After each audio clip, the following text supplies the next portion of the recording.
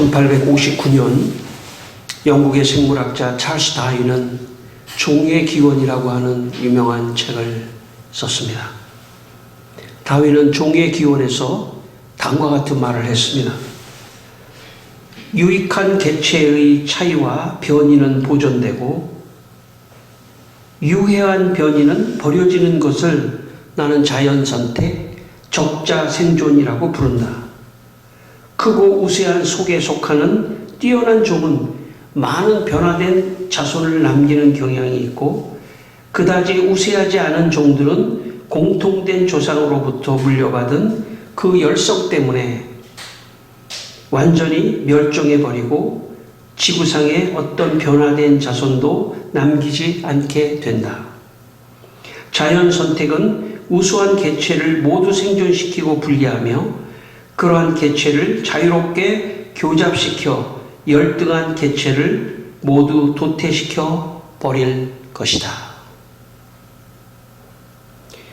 찰스 다윈은 우수한 개체는 생존하고 열등한 개체는 모두 도태된다는 자연선택, 적자생존의 진화론을 주장했습니다. 다윈의 진화론은 생물이나 동물에게만 적용되는 것이 아니라 사람에게도 적용됩니다. 왜냐하면 다윈은 사람의 조상을 원숭이라고 말했기 때문입니다. 그래서 이 자연 도태와 적자 생존은 생물이나 동물에게만 적용되는 게 아니라 사람에게까지 적용됩니다.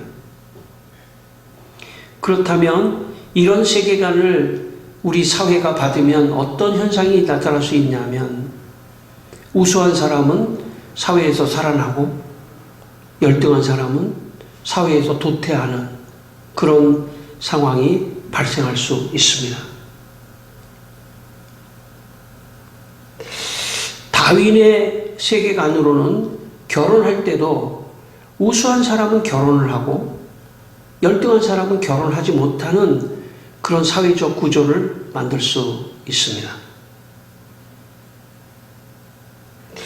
다윈의 세계관으로는 이 세상을 동물의 왕국으로 만드는 것입니다.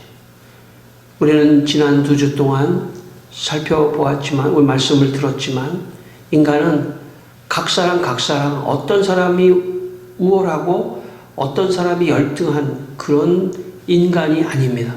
모든 인간은 하나님이 다 왕으로 창조한 존귀한 존재들인 것이며 누가 열등하고 누가 우수한 그렇게 구분할 수 없다는 것입니다. 인간의 세상은 동물의 세상이 아닙니다. 인간은 하나님이 만드신 놀라운 존재들입니다. 그러므로 하나님이 만드신 세계관 속에서 사람이라면 누구나 차별하지 않고 사람답게 살게 되며 남자와 여자로 태어났다면 누구나 모두 결혼할 수 있는 세상에서 살아가야 하는 것입니다. 오늘 저는 우리 모두가 다 이 다윈의 세계관에서 빠져나와야 합니다. 사람들은 모르고 있지만은 다윈의 세계관이 결국은 유물론을 낳게 되고 칼 막스를 낳게 되고 그래서 모든 세상 사람들은 이 세상에서 모든 물질을 중심으로 살아가게 되어 있습니다. 물질이 최고죠. 물질이 모든 삶의 기준입니다. 직업을 갖는 것도 물질 때문이고 모든 게 물질에 전부 다 귀속되어 있습니다. 이것은 다윈의 세계관입니다.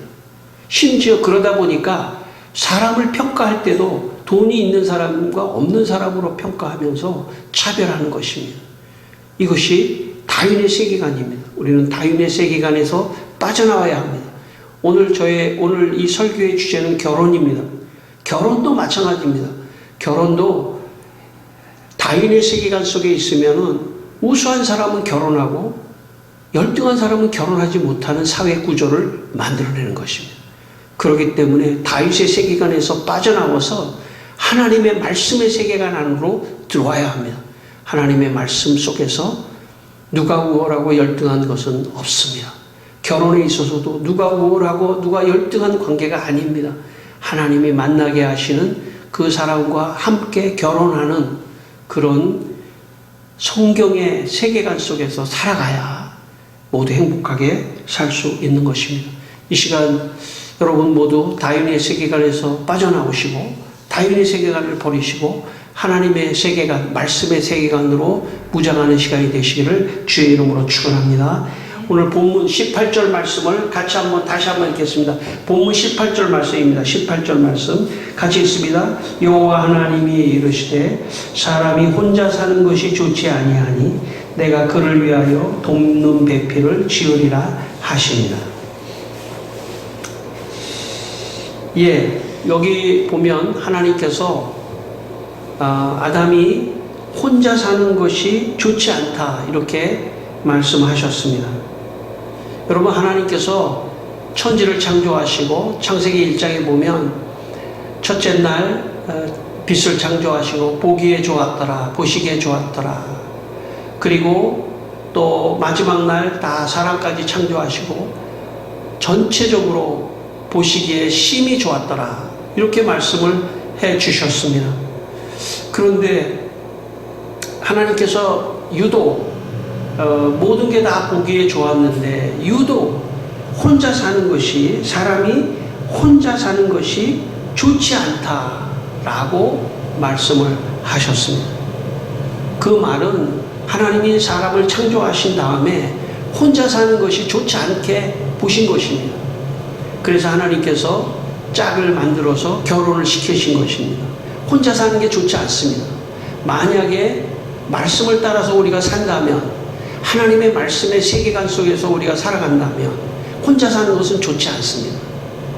하나님이 좋지 않다고 할 때는 좋지 않은 겁니다. 혼자 사는 게 좋지 않습니다. 그래서 결혼을 해야 된다고 오늘 성경 말씀에 말씀하고 있습니다. 여러분의 마음속에 혼자 사는 게 좋지 않다 하는 하나님의 말씀이 여러분의 마음에 와서 부딪히게 되기를 바랍니다. 혼자 사는 게 좋지 않습니다. 결혼해서 부부가 함께 사는 것이 좋다는 것이죠. 근데 여기 오늘 보면 돕는 배필을, 아담에게 돕는 배필을 지으리라 이렇게 말씀하고 있습니다. 언제나 성경은 자기들의 문화 속에서 해석하게 되어 있습니다. 만약에 남성 중심의 가부장적 세계에서 이 말씀을 해석한다면, 여자는 나를 도와주는 사람이야. 여러분, 보통 우리가 사회에서도 어디 가정에서도 도움이 이렇게 말하잖아요. 돕는다 이렇게 말하면은 어떻게 보면은 종과 같이 시중을 드는 어떤 그런 존재로 생각할 수도 있습니다. 그러나 사실 오늘 성경의 말씀은 그런 뜻이 아닙니다. 여기 돕는 배필이라고 할 때 이 돕는다라고 하는 말은 오히려 히브리어 원문에는 호위한다 이런 뜻입니다. 여러분, 더 잘 이렇게 보호해주는 어떤 그런 의미가 있는 것입니다. 그러니까 여기 돕는다라고 하는 것이 이 가부장적 문화적인 해석을 하면 안 됩니다. 그렇게 되면은 이 돕는다는 것이 좀 지위가 낮은 사람, 여자가 좀 지위가 낮고 돕는 어떤 시중드는 그런 의미가 아니라는 것이죠. 우리가 동등한 말씀을 우리가 지금까지 배웠는데, 두 말씀이 동등할 때, 이 남자와 여자가 동등할 때 돕는다고 하는 것은 오히려 보호해주고 호위해주고 오히려 도울 수 있는 힘이 있는 사람이 다른 사람을 돕는다. 우리 돕는다는 개념이 두 가지가 있을 수 있지 않습니까? 밑에 사람이 윗사람을 돕는 그런 것도 있지만 오히려 가진 사람이, 뭔가 풍족한 사람이 다른 사람을 돕는 어떤 거기에 해당한다고 볼 수 있습니다. 그래서 돕는 배필을 줄 것이다.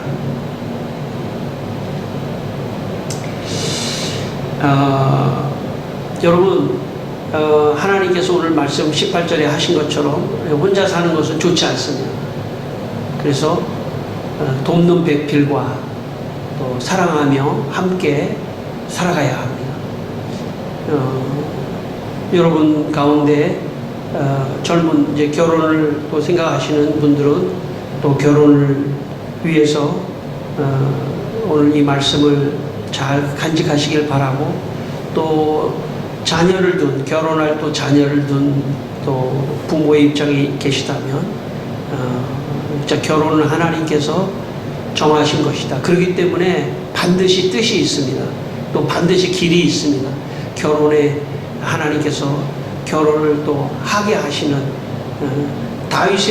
다윈의 세계관에서 벗어나면 결혼할 수 있습니다. 다윈의 세계관에서 벗어나면 결혼할 수 있습니다. 그게 오늘 메시지의 또 한 메시지입니다. 다시 말하면 우월한 것과 열등한 것을 구별하지 않으면 그러면 결혼할 수 있습니다. 그런 성경의 세계관으로 바뀐다면 누구나가 짝을 찾아서 결혼할 수 있다는 것입니다. 제가 대학교 1학년 때, 지금은 없어졌지만, 지금은 다 지하철로 다 지하로 들어갔지만, 왕십리 그 기차역이 있었습니다. 야외에. 참 그때만 해도 이 시골에 있는 무슨 기차역 같이 왕십리 기차역이 바깥에 있었습니다. 그래서 대합실에 있다가 기차가 오면 막 뛰어가서 기차를 타는, 청량리에서 용산까지 가는 한 2칸짜리 열차가 있었습니다. 지하철이 아니라 열차가 있었습니다. 아주 오래된 열차입니다. 제가 왕십리 지하철 그 대합실에 어느 추운 겨울밤에 제가 왕십리 지하철 표를 끊어야 돼요. 표를 끊고 이제 의자에 한 20평 정도 되는 역이었는데 거기 앉아 있었습니다. 그런데 남자 2사람과 여자 1사람이 대합실에 들어왔습니다. 근데 두 남자가 막 들어오면서부터 막 말다툼하고 싸우는 거예요. 그래서 제가 지켜보니까 막 말다툼하고 싸우다가 왕십리역에는 그 가운데 연탄 난로가 하나 있었어요. 참 그때만 해도 그 연탄 난로가 있었고, 벽 쪽에 길게 이렇게, 왜 시골에 가면은 뭐 옛날 역 같은 데 보면은 나무 의자가 쭉 이렇게 붙어 있었습니다. 제가 나무 의자 이렇게 앉아 있었는데 그 사람들이 들어오더니 남자끼리 막 말다툼하다가 막 멱살을 잡고 싸우는 거예요. 그거 막 주먹질을 하는 거예요, 막 서로.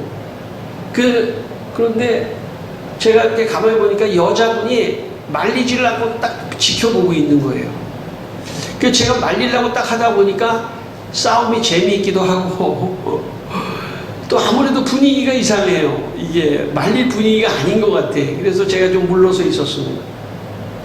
그랬더니 이 2사람이 막 싸우고 주먹이 날아가고 막 뒤에 엉켜가지고 막 바닥에 쓰러져가지고 막 엄청나게 싸우는데 여자가 가만히 있는 거예요.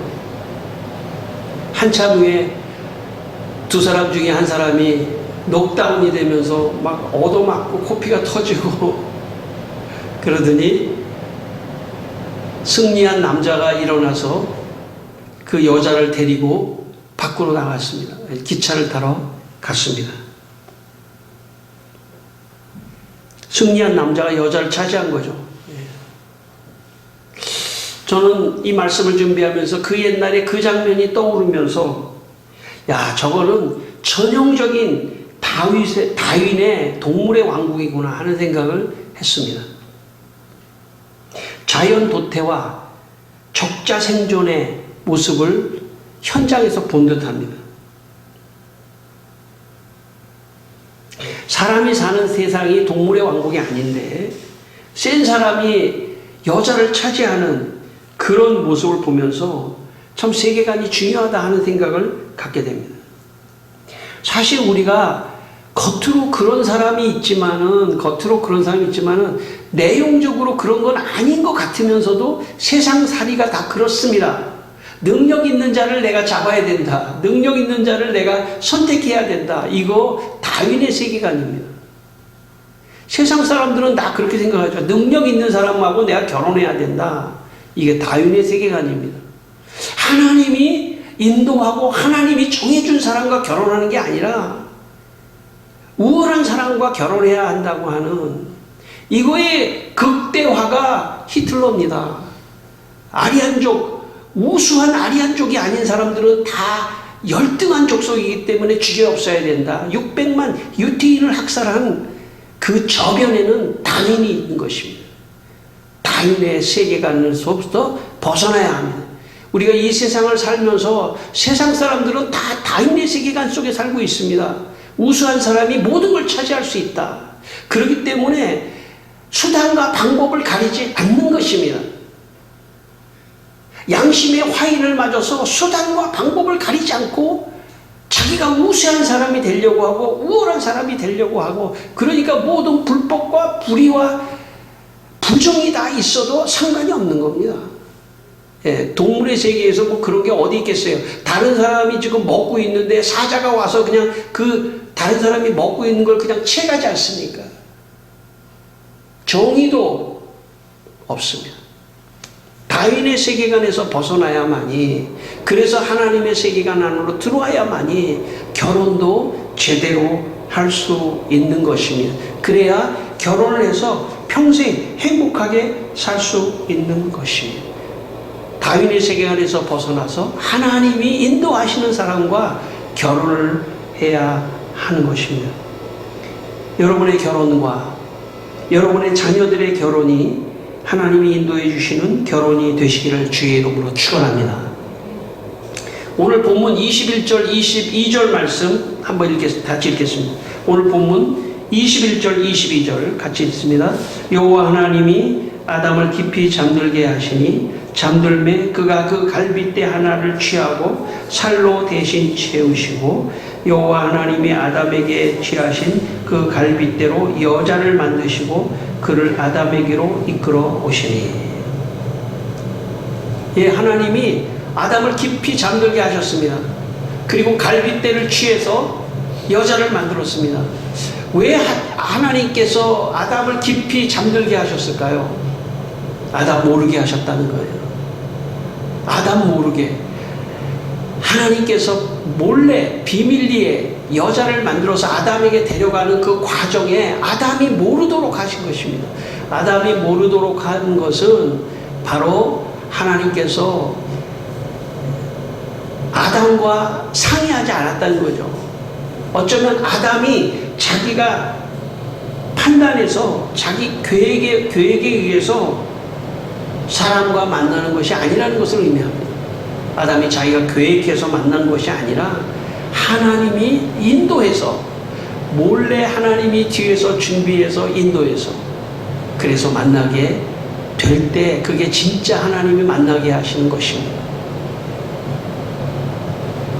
우리는 결혼할 때 사람들은 생각을 다 합니다. 자기가 계획을 하고 이런 계획 저런 계획을 다 하지만 사실 그 계획을 했을 때는 하나님이 빠져 있을 가능성이 있어요. 하나님이 배제될 가능성이 있다고요. 내가 내 계획에 의해서 결혼하면 그것은 다윈의 동물의 왕국의 결혼일 가능성이 많습니다. 내가 결혼을 준비하는 것이 아닙니다. 어떤 의미에서 보면 결혼은 하나님이 준비시키는 거예요. 하나님이 준비시키는 겁니다. 하나님이 준비시켜서 하나님이 하게 하시는 겁니다. 내 능력으로 어떤 사람을 차지하는 것이 아니라 하나님이 인도해서, 그래서 하나님이 모든 것을 인도해서 결혼하게 될 때 진짜 확신을 가지고 결혼할 수 있는 것입니다. 그래서 우리가 할 일은 뭐냐면, 결혼할 사람들이 할 일은 뭐냐면, 하나님, 혼자 사는 것이 좋지 않습니다. 하나님, 제가 혼자 사는 게 좋지 않습니다. 라고 하나님 앞에 나아가야 합니다. 하나님, 제가 혼자 사는 게 좋지 않습니다. 어떤 사람은 이렇게 생각할 수 있겠죠. 혼자 사는 게 혹시 좋을 수도 있어. 이렇게 생각할 수 있지만 그렇지 않습니다. 혼자 사는 게 좋지 않습니다. 여러 가지 면에서 혼자 사는 게 좋지 않습니다. 하나님, 저 혼자 사는 게 좋지 않다고 하나님 말씀하셨죠. 하나님 준비시켜 주십시오. 준비해 주십시오. 라고 기도해야 하는 것입니다. 18세기 초 독일의 헤룬후트 모라비안 공동체는 개신교 최초로 세계 선교 문을 열었습니다. 지난주에 제가 한번 말씀드렸습니다만 한 번 더 말씀드린다면 1736년 3월 23일 모라비안 선교사 마르틴, 요한, 테오도로 세 사람이 세인트 토마스 섬에 도착했습니다. 세인트 토마스 섬은 미국 밑에 쿠바 도미니카 공화국 옆에 아주 작은 섬입니다. 정말 엄청나게 작은 섬인데 거기에 흑인들이 있었는데 거기에 선교사로 갔습니다. 도착한 지 6개월 만에 3명의 세례자가 세례를 받게 되었습니다. 흑인에게는 교육하지 못한다는 교육을 금지시키는 것이 있었지만 그럼에도 불구하고 이 선교사들은 흑인들을 교육시켰습니다. 학교를 세웠습니다. 그리고 그들에게 읽기와 쓰기를 가르치고 그들과 교제하였습니다. 그런데 그들과 교제하다가 보니까 어떤 상황을 알게 됐냐면 흑인들은 공식적으로 결혼을 할 수 없다고 하는 것이 그들의 문화였습니다. 흑인들은 공식적으로 결혼할 수 없는 겁니다. 그냥 알아서 사는 건 될 수 있을지 모르지만 결혼을 하는 것은 공식적으로 할 수가 없게 되어 있었습니다. 이때 이 선교사들이 흑인들을 결혼시키기 시작했습니다. 공식적으로. 그리고 결혼에 대해서 말씀하고 성경의 말씀을 가르치며 아마 오늘 창세기 2장 말씀을 가르쳤을지도 모릅니다. 혼자 사는 게 좋지 않다 하면서 결혼을 시켰습니다. 이것 때문에 많은 어려움이 있었고 핍박을 받았지만 이 선교사들은 결혼을 시켰던 것입니다.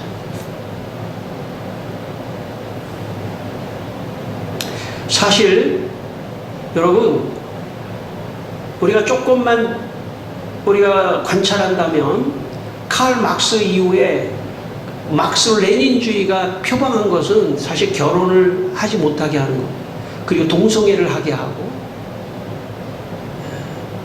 그래서 성경을 파괴하려고 하는 세 번째 공격이 바로 오늘 이 결혼을 파괴하려고 하는 것이 이게 또 하나의 공격입니다. 지난 우리가 2주 동안 제가 첫째 주에는 다윈의 진화론이 창세기 1장을 공격하는 것이라고 했고, 테이아르 샤르댕의 유신 진화론이 창세기 2장의 인간론을 공격하는 거라고 했고, 오늘 이 결혼을 공격하는 것은 칼 막스와 레닌주의입니다. 엥겔스.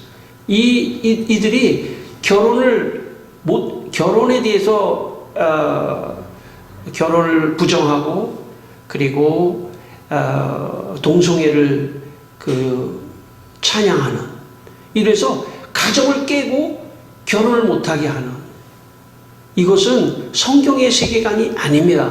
그래서 이거에 영향을 받은 많은 사회에 있는 젊은이들이 결혼하지 않겠다, 여러분 능력만 있으면 결혼하지 않아도 된다, 이런 사고를 갖게 돼 있는 것입니다. 능력만 있다면, 내가 혼자 살 수만 있다면 난 결혼하지 않겠다. 이것은 철저히 막스 레닌주의, 엥겔스주의자들입니다.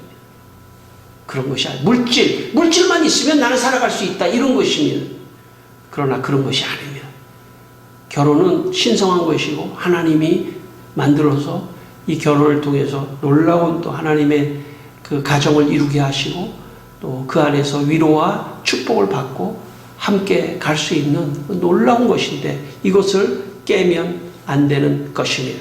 다윈의, 칼 막스의, 레닌의, 엥겔스의 주장에서 벗어나야 합니다.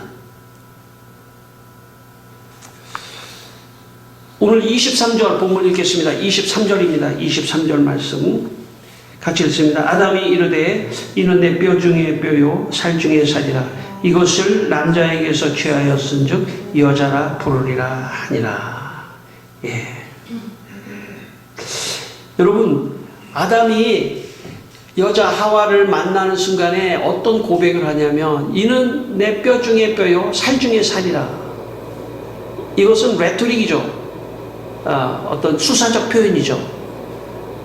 한마디로 말하면 저 사람이 나구나, 나로부터 나온 사람이구나, 나하고 같은 사람이구나 하는 확신을 얻었다는 뜻입니다. 이 확신을 얻었다는 레토릭이죠. 뼈 중에 뼈요 살 중에 살이다. 아, 저 사람이 나구나, 내가 저 사람이구나 하는 확신을 얻었다는 거예요. 결혼은 확신을 가지고 해야 합니다. 만약 결혼을 확신을 가지고 하지 않으면 다윈의 동물적인 결혼을 할 수 있죠. 동물적 결혼을 할 수 있어요. 얼마든지 동물적 결혼을 할 수 있습니다. 그렇기 때문에 결혼을 한 다음에도 동물적 결혼을 하면은 행복하지가 않습니다. 결혼은 결혼 같죠. 외형적으로는 결혼 같지만 그런 결혼은 마음의 공허함이 있기 때문에 행복하지 않아요. 진짜는 뭐냐면 확신이 와야 돼요. 아, 저 사람이구나. 나에게 하나님이 인도한 사람은 저 사람이구나 하는 확신이 올 때, 그때 진정한 의미의 결혼이 이루어지는 것입니다. 여러분, 그랬기 때문에 결혼은 믿음으로 하는 것입니다. 결혼은 믿음으로 하는 것입니다. 아, 언젠가 하나님이 사람을 내 앞에 오게 하셔서 확신을 주는 날이 올 것이다. 그때 나는 확신을 가지고 결혼할 것이다. 결혼하기 전에 확신이 없으면 결혼이 안 돼요. 물론 그럼에도 불구하고 결혼을 할 수도 있지만 결혼한 후에도 확신이 없는 그런 어떤 결혼 생활은 행복하지 않습니다. 여러분, 그러므로 결혼은 믿음으로 하는 것입니다. 믿음으로 기다려야 합니다. 하나님이 확신을 주는 사람을 보내줄 때까지 기다려야 합니다. 전 온누리교회 목사님이셨던 하영조 목사님이 결혼에 대해서 이런 말을 했습니다. 어떤 사람이 남자나 여자를 만났다고 합시다. 그 사람을 보니 부모님도 좋고 집안도 좋고 직업도 좋고 건강하고 잘생기고 예쁘기까지 했습니다. 그런데 무엇이 부족한가? 가슴이 찡함이 없다는 것입니다. 느낌이 안 옵니다. 그러면 결혼은 못합니다. 결혼은 조건으로 하는 것이 아니기 때문입니다. 좀 부족하더라도 어쩐지 그 사람이 좋다, 자꾸 꿈에 나타난다, 저 사람하고 살아야겠다는 마음이 들어야 결혼을 합니다.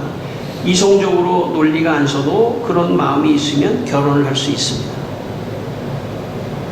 아담도 내 뼈 중에 뼈요 살 중에 살이라고 했을 뿐만 아니라 여기에 여자도 하와도 당신이 내가 당신의 뼈입니다. 내가 뼈 중에 정말 뼈입니다. 살 중에 살입니다. 두 사람이 다 확신을 했을 거예요. 그렇기 때문에 두 사람이 결혼할 수 있었습니다. 여러분, 전도서 4장 9절에 이런 말씀이 있습니다. 두 사람이 한 사람보다 나음은 그들이 수고함으로 좋은 상을 얻을 것입니다. 인생길을 가는 동안 혼자가 아니라 두 사람이 함께 수고할 때 상이 있다는 것입니다. 오늘 마지막 24절을 읽겠습니다. 24절 말씀 같이 읽습니다. 이러므로 남자가 부모를 떠나 그의 아내와 합하여 둘이 한 몸을 이룰지로다. 예. 뭐 남자와 여자 다 마찬가지죠. 어느 순간에는 부모를 떠나야 됩니다. 여러분, 부모와 계속 같이 사는 것은 사실 다 부담스러운 일이에요. 어느 순간에는 부모를 떠나야 됩니다. 그렇다고 해서 저는 이렇게 생각합니다. 저는 부모를 떠나라고 해가지고 뭐 그냥 막 결혼도 안 했는데 막 그냥 부모를 뭐 떠나가지고 그런 것보다는 결혼을 해서 부모를 떠난다는 것이 저는 더 좋다고 생각합니다. 어쨌든 부모를 떠나야 됩니다. 어느 순간에는. 그런데 혼자가 아니라 결혼을 해서 떠나면은 좋다는 것이죠. 그래서 결혼을 앞두고 우리 믿는 사람들, 결혼을 앞둔 사람들, 또 결혼을 앞둔 자녀를 둔 성도들, 이분들이 어떻게 하면 결혼을 할 수 있을까? 제가 생각해 보니까 믿음 생활을 잘해야 합니다. 믿음 생활을 잘하는 게 결혼하는 길입니다. 왜냐하면 내가 믿음 생활을 잘하면 누가 보고 있냐면 하나님이 보고 계셔요. 그래서 저 사람이 독초하는 것이 혹은 혼자 사는 것이 좋지 않다 생각하시고 믿음 좋은 사람을 옆에다 붙이는 것입니다. 데리고 오는 것입니다. 그러므로 내가 결혼하는 나의 준비는 뭐냐면 내가 믿음 생활 잘하는 겁니다. 믿음 생활 잘해서 있다 보면 하나님이 믿음 좋은 사람을 또 만나게 하신다고 저는 생각합니다. 마지막으로 제가 대학부를 지도할 때 대학생들이 저한테 그때가 제가 갓 결혼했을 때거든요. 그래서 결혼에 대해서 관심이 많았어요. 대학생들이, 남자 여자 대학생들이 다 모아놓고 제가 결혼에 대해서 얘기해달라고 그래서 제가 이렇게 가르친 기억이 있습니다. 자, 결혼할 때 몇 가지 내가 개인적으로 한 원칙이 있는데, 첫 번째는 뭐냐면 어떤 사람이 좋아지면 그 사람을 하나님 앞에서 포기해야 된다. 아이들이 다 놀래요. 아니, 전사님, 그때 제가 전도사 했는데 어떤 사람이 좋아지는데 왜 그 사람 포기합니까? 아니야. 어떤 사람이 네가 개인적으로 좋아지면 그 사람을 일단 내려놓고 포기해야 돼. 왜냐하면 하나님이 개입할 시간을 드려야 된다. 내가 좋은 것으로 끝나는 게 아니라 하나님이 좋으신지, 하나님이 정말 하나님이 인도한 짝인지를 확인하기 위해서 먼저 하나님 앞에 포기해야 된다. 두 번째는 포기하고 포기해도 계속 포기하고 포기하다 보면요, 포기가 되는 사람은 아닌 거예요. 근데 포기하고 또 포기해도 포기가 안 되는 경우가 있으면 하나님께서 구체적으로 어떤 상황을 만들어 달라고 기도해야 합니다. 제가 그렇게 가르쳤어요. 두 번째, 그렇게 해라. 그래서 상황이 잘 돼서 만나면 좋은 거고, 세 번째 원리, 만약에 그렇게 상황이 됐는데 어떤 그 말을 했는데 아니라고 한다면 일도 망설이지 말고 뒤돌아서야 한다. 왜냐하면 하나님이 인도하시는 사람은 너를 위해서 다른 데 준비하고 계시기 때문에 일도 망설이지 말고 뒤돌아서야 한다. 제가 그렇게 가르친 적이 있습니다. 여러분, 결혼은 하나님이 정하신 것입니다. 그리고 결혼해서 또 하나님의 영광을 위해서 좋은 가정을 꾸미고 살아가는 것은 이 땅에 하나님이 주시는 가장 큰 위로입니다. 여러분 결혼의 대상자, 또 결혼의 자녀들을 둔 모든 분들 오늘 말씀을 기억하시면서 결혼을 위해서 하나님 앞에 기도하면서 믿음 좋은 사람 되시길 주의 이름으로 축원합니다. 기도하겠습니다. 우리 한번 기도하겠습니다. 다 같이 기도하겠습니다. 하나님 아버지, 오늘 이 말씀대로 혼자 사는 것은 하나님 보시기에 좋지 않습니다. 주여, 우리 여기 있는 청년들에게 하나님 좋은 짝을 만날 수 있는 아버지, 하나님이 인도하시는, 내가 보기에가 아니라 하나님이 인도하시는 귀한 아버지 짝을 만나게 하시고, 또 우리 성도의 가정 안에 또 결혼해야 할 우리 자녀들 주님께서 다 정말 인간적인 결혼이 아니라 하나님이 인도하시는 결혼할 수 있도록 주여 축복하여 주시고 역사하여 주시옵소서. 하나님 아버지, 우리 성도들 가운데 결혼을 하려고 하는 분들을 축복하여 주셔서 하나님이 인도하시는 사람과 만나 결혼할 수 있도록 인도해 주시옵소서. 예수님 이름으로 기도했습니다. 아멘.